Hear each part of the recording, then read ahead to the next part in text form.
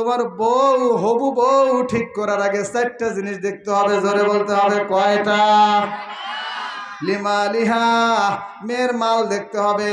ওয়ালি জামালিহা, এটা আর তো বলা লাগে না, মেয়ে সুন্দর কেমন দেখতে হবে, কথা বলা ঠিক কিনা?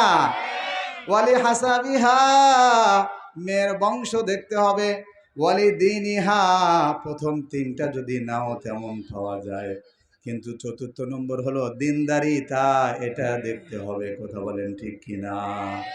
শুধু তাই নয়, হাদিসের কিতাবের নাম মেশকাত, পৃষ্ঠা নম্বর 2, এই কিতাবের মধ্যে বলা হয়েছে ও ফাজফার বিজাতিদ্দিন তারিবাত ইয়াদাকা, এই চতুর্থ নম্বর দিনদারি যদি তোমার গার্লফ্রেন্ডের মধ্যে পাওয়া যায়, তোমার বান্ধবীর মধ্যে পাওয়া যায়, তোমার হবু বইয়ের মধ্যে পাওয়া যায়, আপনার পুত্র বধূর মধ্যে যদি পাওয়া যায় তারিবাত ইয়াদাকা, তাহলে আপনার সংসারকে উজালা করে দিবে একজন, জোরে বলতে হবে কে?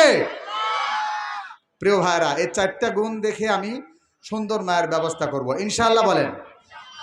আচ্ছা, বিয়ে করে ফেললেন, এবার সন্তানের জন্য দোয়া করতে হবে কার কাছে? একটু আমার সাথে বলেন, কেউ ফিরে না খালি হাতে, আল্লাহ রে তোর দরবারেতে। আল্লাহু আকবার বলবেন না? আর ওই ভণ্ডরা বলে বাচ্চা না হলে আবার মাজারে যাবেন নাকি? কেউ ফিরে না খালি হাতে, বাবারে তোর দরবারেতে। নাউজুবিল্লাহ বলতে পারলেন না? এই বাথান পাড়ার যুবকরা জোরে আওয়াজ করে বলো নাউজুবিল্লাহি মিন যালিক। এই শয়তানরা ভণ্ডখানা খুলে ওরা বলে পানির নিচে মোমবাতি, বান বাতাসে নিবে না, বাবার দরবারে গেলে নামাজ রোজা লাগে না। নাউজুবিল্লাহ জোরে বলো। কি ভণ্ডামি কথা রে ভাই! আমরা বলি বাবার দরবারে অনেকে গিয়েছে, মা গিয়েছে, যুবতী নারী গিয়েছে, বাচ্চা হয় না, বাচ্চা হয় না বলে শেষ পর্যন্ত দেখা গিয়েছে যুবতীর ইজ্জত পর্যন্ত হারিয়ে আসতে হয়েছে, কথা বলেন ঠিক কিনা?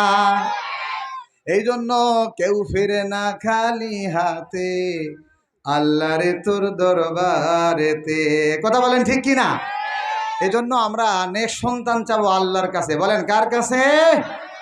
বলেন রব্বি, বলেন রব্বি, আমার সাথে জোরে বলতে হবে, রব্বি হাবেলি মিনাস সালিহিন। ইব্রাহিম আলাইহিস সালামের দোয়া, বলেন রব্বি লা তাযারনি ফারদা ওয়া আনতা খায়রুল ওয়ারিসিন। যে জাকারিয়া আলাইহিস সালামের সন্তান 100 বছর পার হয়ে গিয়েছে, সন্তান হচ্ছিল না, সুবহানাল্লাহ বলবেন না? যে লা তাযারনি ফারদা, আমাকে একা একা রাখিয়েন না, ওয়া আনতা খায়রুল ওয়ারিসিন, আপনি উত্তম উত্তরাধিকারী তৈরিকারী, সুবহানাল্লাহ বলেন। এজন্য বিবাহের পরে এই দোয়াগুলো করতে হবে। আবার সূরা ফুরকানের মধ্যে আল্লাহ তাআলা বলেন ওয়াল্লাযীনা ইয়াকুলুনা রাব্বানা হাব লানা মিন আজওয়াজিনা ওয়া যুররিয়্যাতিনা কুররাতা আয়ুনিন ওয়াজআলনা লিল মুত্তাকিনা ইমামা। আল্লাহু আকবার বলেন। রব্বে কারীম আমাদেরকে এমন সন্তান দেন, এমন স্ত্রী দেন যেগুলোকে দেখলে হৃদয় শীতল হয়ে যায়, কথা বলেন ঠিক কিনা? এইভাবে দোয়া করে ছেলে হলো মেয়ে হলো শুকরিয়া করতে হবে কার? জোরে বলতে হবে, শুকরিয়া করতে হবে কার? আল্লাহ তাআলা আমাদেরকে আমল করার তৌফিক দান করুন, আমরা বলি আমিন।